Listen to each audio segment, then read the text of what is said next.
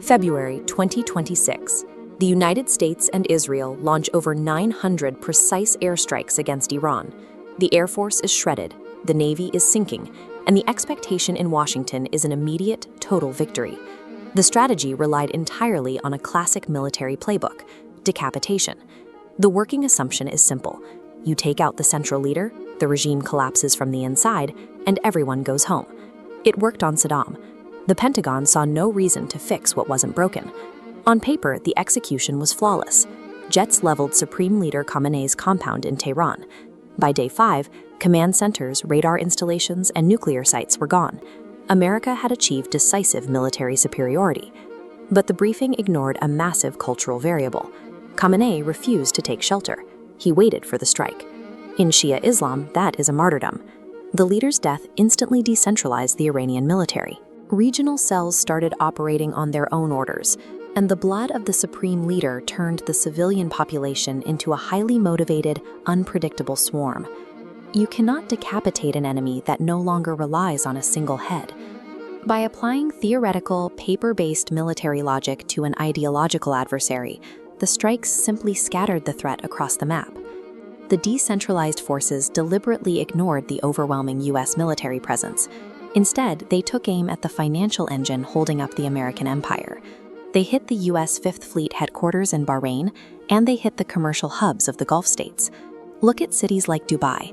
They are hyper-modern miracles of engineering, with indoor ski slopes and artificial islands. But they share one fatal assumption: they were built to operate in total peace. 90% of Dubai's population is comprised of foreign workers. Their loyalty is to an employment visa, not the soil. The second drones start appearing above luxury hotels, the expats pack their bags. A modern economic powerhouse does not require carpet bombing to fall. When the imported labor force flees to the airport, the city simply powers down. This map shows the Strait of Hormuz. It is a 21-mile-wide hallway of water.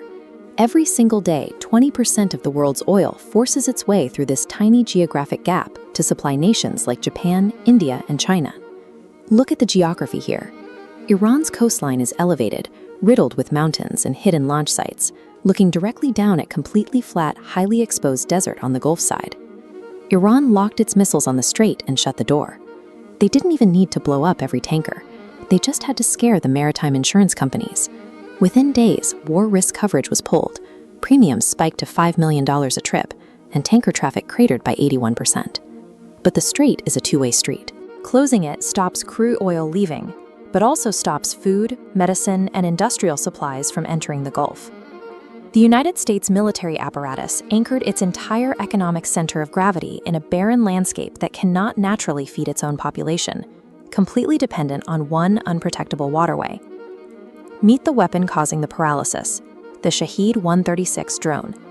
It flies low, runs on standard GPS, and costs roughly $20,000 to $50,000 to manufacture. To knock one of these down, the U.S. relies on Patriot missile interceptors. Each missile costs America $4 million. This chart breaks down the production gap. Iran actively produces hundreds of these cheap drones every single month. Lockheed Martin, on the other hand, only manufactures about 620 Patriot interceptors in an entire year. Then factor in mobility. The drones launch from the back of a standard flatbed truck. The operators park, fire, and merge back into civilian traffic in seconds. Meanwhile, an American Patriot system requires 6 separate massive components and at least 30 minutes just to set up, visible from space the entire time. The defense industry optimizes for profit, not efficiency. Selling a $4 million missile creates billionaires. Building a $50,000 interceptor does not. That mathematical imbalance guarantees financial ruin in a war of attrition. 3 weeks in, global markets were screaming.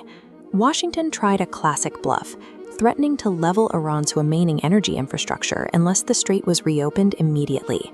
The Iranian leadership entirely ignored the threat. America is geographically trapped. If the U.S. walks away and abandons the Gulf states, those nations lose faith in American protection. The petrodollar system, the very scaffolding of the U.S. economy, starts to fracture. But the military cannot afford to stay. Every single day the blockade holds, the United States hemorrhages millions of dollars swatting down remote control planes that cost less than a used sedan. An empire structured around military deterrence operates on one core expectation: the adversary will eventually be afraid. The moment an enemy simply accepts death as a valid cost of doing business, the entire framework of deterrence collapses. 4 weeks into the conflict, the Iranian regime remained standing. Power simply consolidated under Mojtaba Khamenei, the slain leader's son. His opening message to Washington was absolute: the strait stays closed. The war continues.